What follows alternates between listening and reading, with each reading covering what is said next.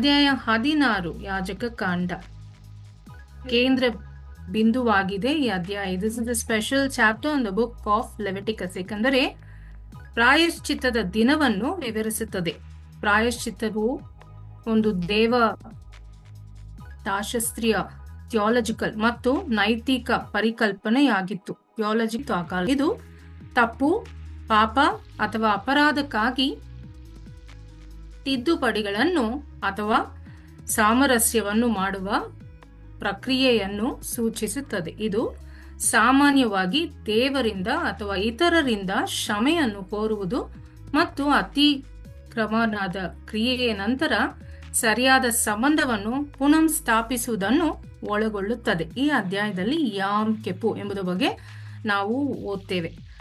Yam ಕೆಪು ಎಂದ್ರೆ ಏನು? What is this? ಇದು ಉಪವಾಸದ ದಿನವು ವರ್ಷದ ಅತ್ಯಂತ ಪವಿತ್ರ ದಿನವಾಗಿದೆ. ನಾವು ದೇವರಿಗೆ ಮತ್ತು ನಮ್ಮ ಆತ್ಮಗಳ ಸಾರಕ್ಕೆ ಹತ್ತಿರವಾಗಿದ್ದೇವೆ. ಯಾಮ್ ಕೆಪು ಎಂದರೆ ಪ್ರಾಯಶ್ಚಿತ್ತದ ದಿನ ಎಂದರ್ಥ.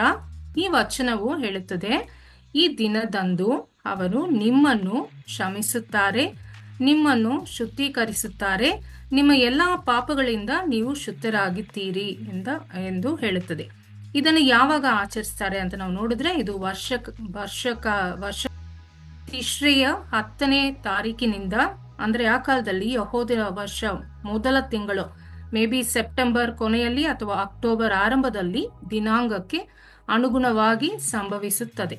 ಈ ದಿನದಂದು ಯಹೂದ್ಯರು ತಮ್ಮ ಪಾಪಗಳನ್ನು ನಿವಾರಿಸಲು, ದೇವರೊಂದಿಗೆ ಸಾಮರಸ್ಯವನ್ನು ಸಾಧಿಸಲು ಮತ್ತು 25 to 26 ಗಂಟೆಗಳ ಉಪವಾಸ ಮತ್ತು ತೀವ್ರವಾದ ಪ್ರಾರ್ಥನೆಯ ಅವಧಿಯನ್ನು ಆಚರಿಸಲು ಪ್ರಯತ್ನಿಸುತ್ತಾರೆ. ಇದನ್ನು ಹೇಗೆ ಆಚರಿಸ್ತಾರೆ ಅಂತ ನೋಡಿದಾಗ, ಸುಮಾರು ನಾನು ಹೇಳಿದ 26 ಗಂಟೆಗಳ ಕಾಲ ಅವರ ಆತ್ಮಗಳನ್ನು ಪೀಡಿಸಲು ಅವರು ಆಹಾರ ಮತ್ತು ಪಾನೀಯಗಳಿಂದ, ಈವನ್ ಫ್ರಮ್ ಬೆವರೇಜಸ್, ದೂರವಿರುತ್ತಿದ್ದರು.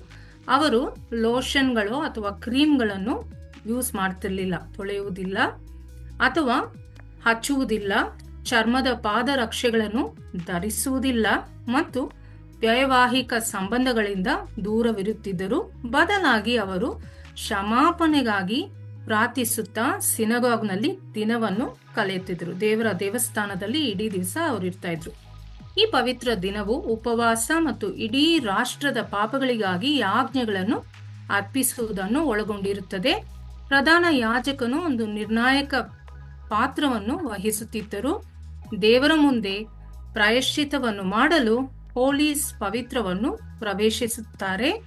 ಇದು ದೇವರ ಕರುಣೆ ಮತ್ತು ಕ್ಷಮೆಯನ್ನು ಸಂಕೇತಿಸುತ್ತದೆ ಮತ್ತು ಆತನ ಮುಂದೆ ಸಾಮೂಹಿಕ ಪ್ರಾಯಶ್ಚಿತ್ತ ಮತ್ತು ಸಮೃದ್ಧಿಯ ಅಗತ್ಯವನ್ನು ಸಂಕೇತಿಸುತ್ತದೆ.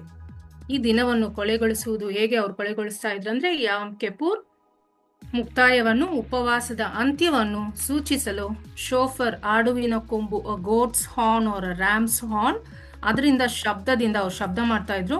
ಆ ಶಬ್ದದಿಂದ ಗುರುತಿಸಲಾಗುತ್ತಿತ್ತು ಈ ಫಾಸ್ಟಿಂಗ್ ಡೇ ಎಂಡ್ ಆಯ್ತು ಅಂತ. ನಂತರ ಸಾಮೂಹಿಕ ವಿರಾಮ, ಉಪವಾಸ, ಭೋಜನ ಮಾಡಿ ಅವರು ಆ ದಿವಸವನ್ನು ಮುಗಿಸ್ತಾ ಇದ್ರು. ಇದು ಈ ಅಧ್ಯಾಯದಲ್ಲಿರೋ ಡೀಟೇಲ್ಸ್. ಆಮೇಲೆ ಯಾಜಕ ಕಾಂಡ 16ನೇ ಅಧ್ಯಾಯ ಮುಕ್ತಾಯವಾಯಿತು. ನಮ್ಗೆ ಟೈಮ್ ಇಲ್ಲ ಪ್ರಶ್ನೆ ಕೇಳೋಕೆ. So we request father to give us a blessing.